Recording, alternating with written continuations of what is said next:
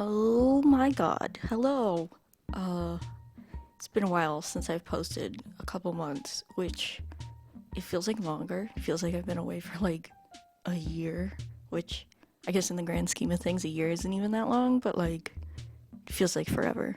So I haven't posted the art I've made in a hot minute because life has just been everywhere. First off, uh, my guinea pigs passed away, both of them this summer. Little Pine Sol passed away first. They were pretty old, and then Lysol passed away, I think, like 2, 3 weeks ago. So that's been chaotic, and Goober did not take Pine Sol's passing very well, and he wasn't doing too hot. We got him a new friend. We got Boozy Bingo, and they didn't get along at first, but now they love each other. But then Goober got sick, then Boozy got sick, then Boozy needed to get neutered. So there was like a lot of life going on. There was a lot of health things going on. I was still making art, but I wasn't recording because I was like, I just want to make, I don't want to have to edit. So I guess I'll just go through like a bunch of the stuff I made. One other thing too is like organizing my entire art room. Peep the wall. I needed to organize all the acrylic charms and pins I've just like hoarded over the years. So, yeah, now they're behind me, hung up on CNC grid. Because I was using the CNC grid for the guinea pigs, and I don't need to use them for the guinea pigs anymore. Starting with that, so I organized my whole art room, pulled out, my sewing machine, everything, ready to go, ready to make more art. My 3D printer broke. That only recently finished getting repaired, so you'll see more of that stuff. I went through all my old yarn projects, all my old crocheting projects, and I frogged anything that I didn't like. Like if I made it and I haven't touched it and worn it, I frogged it. And then I made like a giant yarn ball out of all the scrap yarn I had. I made a big, let me see, let me hold my spoon differently. I made a big blanket out of that, a giant blanket. It's like 6 feet long. It's pretty crazy. I just kept going until all the yarn was gone, and then I just kept taking the yarn that I'm like, I love this, but I don't know what to do with it. So that got made. Pete my tiny spoon. And then, so I've been slowly going through my yarn. I mean, I got back into watching anime after many years of not watching anime, so I was like sitting marathoning Berserk and Neon Genesis Evangelion, two animes I hadn't seen before because I was so scared of the internet, and honestly really love them. Maybe I'll talk about them in a different video and do some kind of art project related to it. I was talking to a friend about Berserk, and I was like, Berserk's really good if you just ignore anyone who likes it. And yeah, it's been fun getting back into that because I haven't really watched anime since high school. So I was doing that, and I just rolled up all the yarn I had, organized it, and I made a bunch of other stuff. I made this awesome traffic cone hat. I like saw a picture of something similar on, I think, TikTok, and I was like, oh cool, I should make that. A friend of mine, who I will be discussing later in this video, shout out to Blue, he made a traffic cone cardigan, and after thinking about the cardigan they made and thinking about the traffic cone hat I saw, I was like, I gotta do something traffic cone. And so I made a traffic cone hat. I think it came out pretty awesome. It's really floppy. I'm gonna leave it floppy. I'm gonna wear it in the winter, scare my neighbors. And then speaking of Blue, who's awesome at crochet, like check out their stuff, Hooked on Blue, absolutely love him. So they had given me a hat years ago, and I love it. It's like beautiful shades of orange, and I'm like, oh my god, this is gonna look so cool with like these orange things I have. But I have a fat melon head, so it didn't, like, my head is too fat for it. So it would sit on it, but it wouldn't be like long enough to stay on my head, and I'm just like, curse my fat melon head. So what I did was I took some other orange yarn I had that I didn't use on the traffic cone, surprisingly. Now I'm all done with the orange yarn. I have like just like a little piece left that's like the length of a foot. I turned it into this crazy like jester floppy winter hat that I will also scare my neighbors with. And on the topic of hats, I also made a fish hat. I had this awesome blue yarn that changed color, and I was like, that makes me think of like the rainbow fish and fish scales. And I was like, I want like a balaclava hat fish head thing to also scare my neighbors with. It seems my goal with art is to scare my neighbors. I mean, I have my shades closed right now just so nobody on the street can see how horrifying my face looks. I like put on this whole outfit with like skeleton pants and stuff, and I'm like, I feel so cool, but who do I look like? And yeah, I've had Homestuck on the mind lately, so maybe I should talk about that. Who knows? I have a lot of art stuff I really want to talk about and get back into making videos. Um, Talking about the pets and stuff, I definitely want to do some art dedicated to my lovely guinea pigs, Pine Sol and Lysol, who had a really large impact on my life. I was like, oh, it's so silly. I'm crying over little rodents, but I realized how involved they were in my life and how much joy they gave me. And I thought I would get to do more stuff with them on this channel. I guess that's why I avoided making videos, because literally, I think 2 weeks after I posted my last video, Pine Sol died, and I wanted to build them some stuff and take videos of them playing in it. And when she passed, I didn't know what to do, and Goober certainly didn't know what to do. He got so sad. I've never seen him that sad before, and he was crying a lot and looking for her, and it was really sad. And so that's why we got him our friend. So Boozy Bingo, I also found on Craigslist. He was so sweet the minute I met him. Didn't have to put him in a carrier. His previous owners were like, yeah, he'll just stay in your arms. And he did. For a whole hour and a half car ride, he was sleeping inside my sweater. And I absolutely adore him. But he was so anxious when we first got here. He just had so many poopy problems. And he had booger problems. Instead of Boozy Bingo, we call him Booger Bingo because of how much he was sneezing, and eventually he had like a respiratory infection that we had to deal with. But him and Goober are the best of friends. They're always playing, they're always talking to each other, they're always glued to each other at the hip. And so one of the art projects I made dedicated to Boozy Bingo is the Boozy Mobile. So I had been saving cardboard.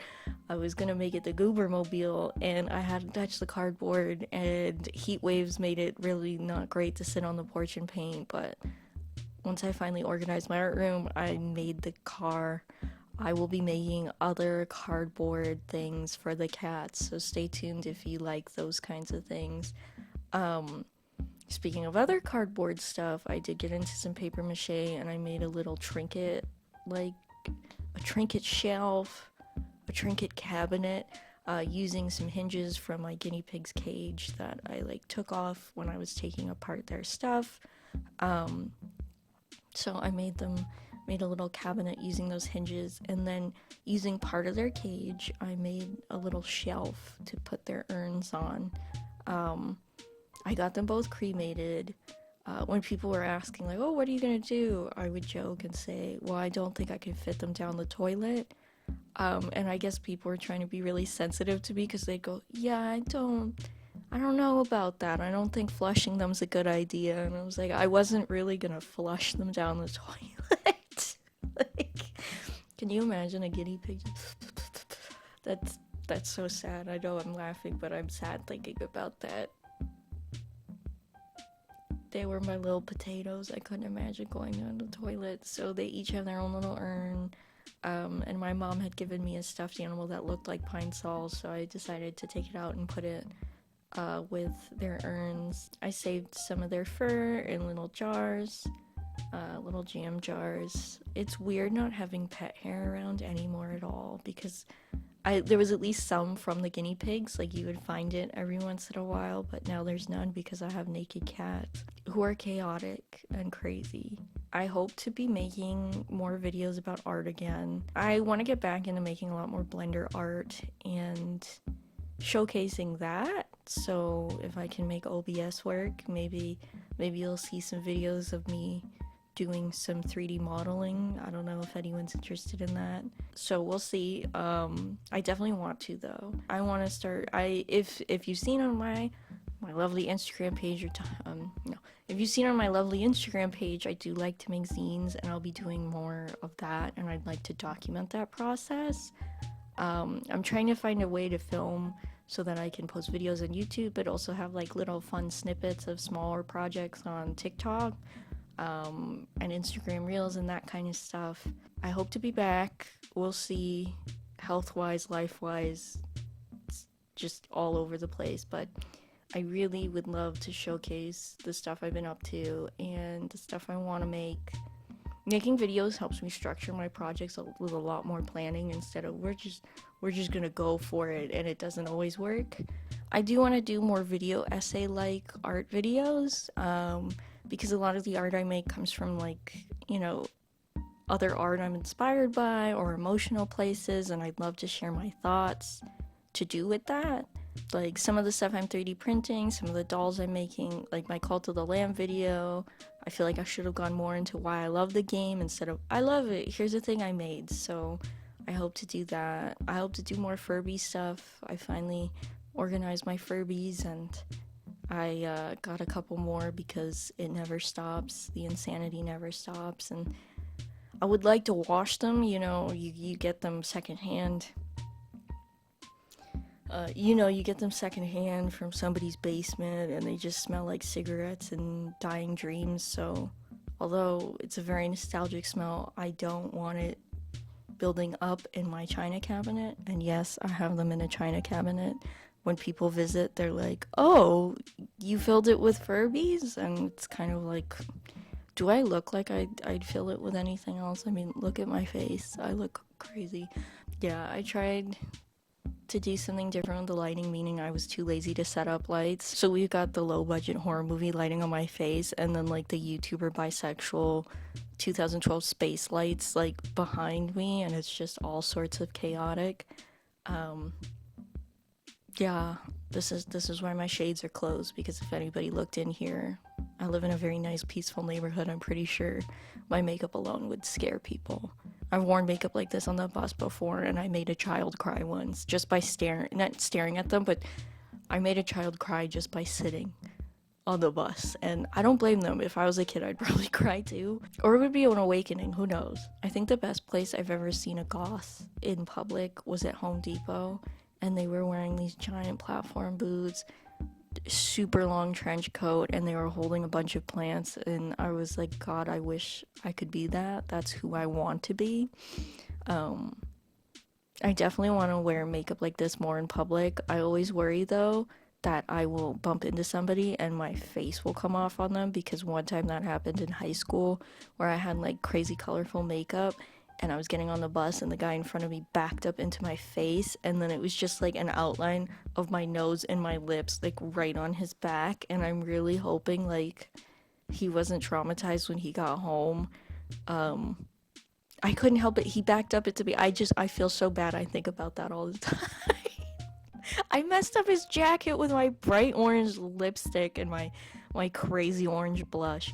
Um, yeah. I also did skeleton makeup in high school, and I bumped into my best friend. Well, somebody pushed me in the hallway because they were like rushing somewhere, and my face slammed into his shoulder, and you could just see half of my face on his arm. Um, Shout out to my best friend who deals with my insanity, helps me with my art projects, and literally is one of the greatest inspirations to all my art making. Just shout out to him. He's great. I watch him play video games all the time, and they inspire me to make stuff. Definitely got Deltarune on the mind and stuff like that. So stay tuned if you're into that stuff. Oh yeah, other thing I made a quilt. So I tried to use my sewing machine, and the test strips worked great, and then the minute I started using the actual strips, it like started pooping the bed. So I ended up doing it by hand. I know that's crazy. It's a king size quilt of old t-shirts from high school from me and my best friend. Yeah, I don't know. I've just been making cool stuff, cleaning, cooking. I love baking. If I made original recipes, I would put them online, but I follow step-by-step guides on the internet for like making bread and stuff like that. So I'm like, I'm not gonna film myself doing someone else's recipe. But I've thought about doing maybe a cooking video or two. Who knows? The future's out there. All I can say is, I don't know. I don't think I'll have a set uploading schedule, just because it's like, sometimes life is great and you can make as much art as you want, and then other times life is telling you to sit down and saying, you know, I think you've done enough. You need to stop. I'm actually just gonna put some stuff in your way. Literally, when Joann's was closing, I was like, oh, I'm gonna get all these fabrics for my upcoming videos, and now the fabric has been sitting here for quite a while. It looks great. I mean, things are gonna come, and they're gonna be great. I have to, because now I put it out on the internet, and I'm gonna feel the pressure to do so. So, yeah, I guess I can talk about stuff I hope to make then, so I can motivate myself to do it, because I'm like, oh god, I put it on the internet, I have to do it now. So I want to make a haunted house for the kitties. I have a giant cardboard box saved.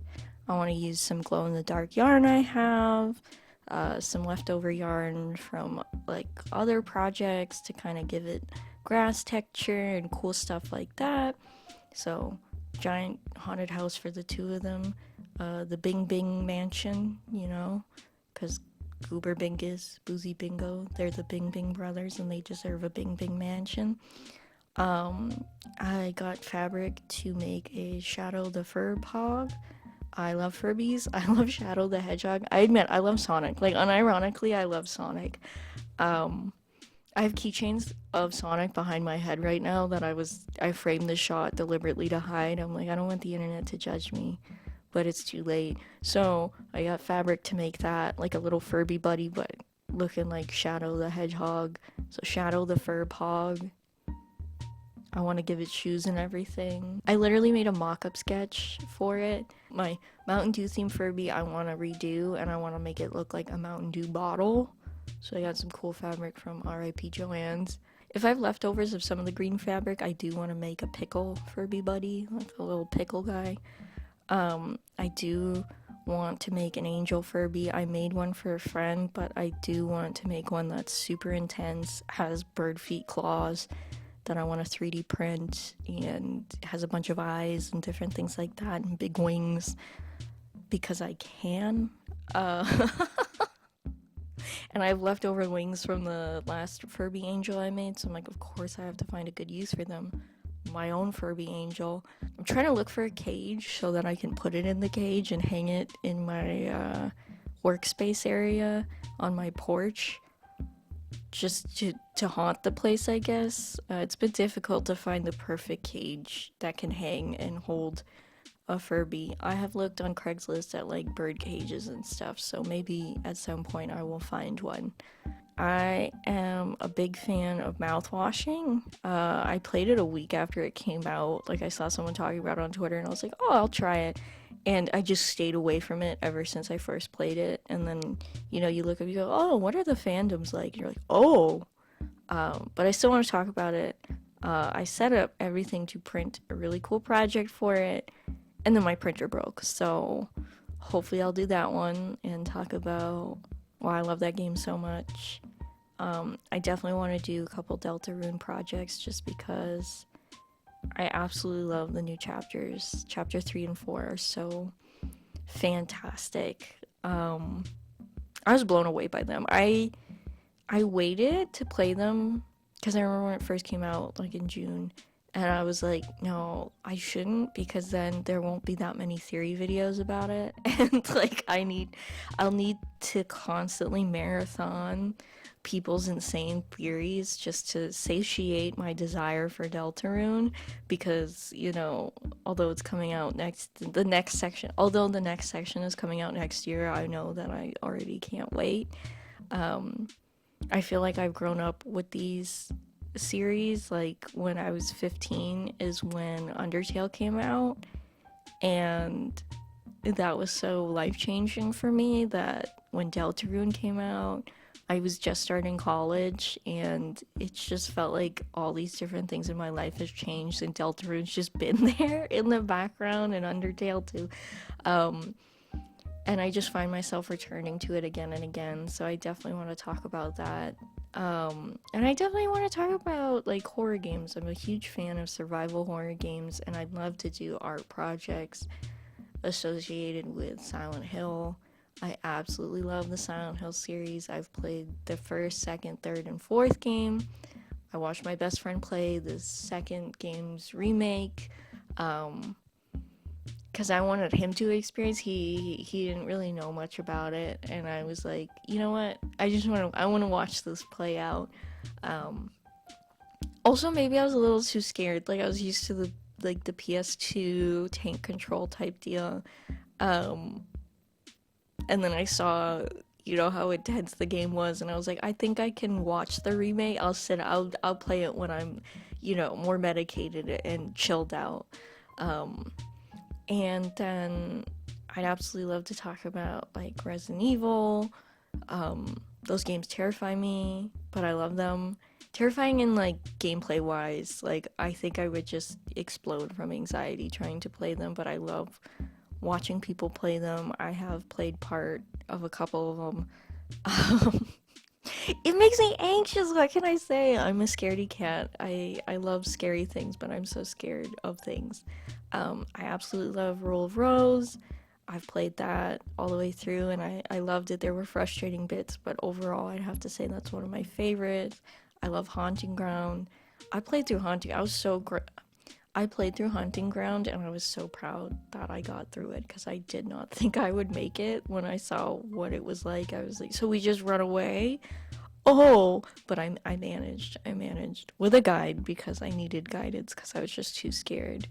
Um, so I love survival horror games like that, and I love I absolutely adore indie games and especially like RPG Maker type games, and I'd love to talk about my experiences with those. Um, I'm always like, oh, I'm not that much of a gamer, and then I'm like, actually, all I do is think about, talk about, and play video games. Um, I love retro games. I grew up with the GameCube. Um, Surprisingly, I grew up with games like Chibi Robo and Ribbit King, like those types of weird games. Um, like my dad would find them and give them to me. So, and he would find these games and just like the sales bin and be like, "Oh, this is so cute. I feel like you'd like it." And then growing up, nobody knowing what the hell those were, and then the internet being like, "Have you heard of this really cute game?" And I'm like, "Yes." Finally, people are talking about it. It's like I get when people are like, "No, this is my secret," but I'm kind of at the age. I'm not at the. I'm kind of at the mindset where I'm like, please, I just want them to make more. So please, can people talk about it now? Like, I feel like people are gonna ruin things if they want to ruin things. I just want Nintendo to remember Chibi Robo exists. I'd love another game that isn't a DS nightmare. Um, Because I feel like Pikmin was that. Pikmin was so cool, like growing up with it. It wasn't like super, super popular, but it wasn't super, super unknown. And then they finally made, 3 and 4, and it was like, yes! As a kid, I loved Louis, and then I grew up and realized Louis was horrible, and I think I only liked Louis because when I was playing it as a kid, I could barely read. So I was like, oh, he's just the funny other Olimar. He just is like the other one, like Green Mario. He's just the blue Olimar. And he makes funny noises, and then I got older, and I was like, this guy's awful.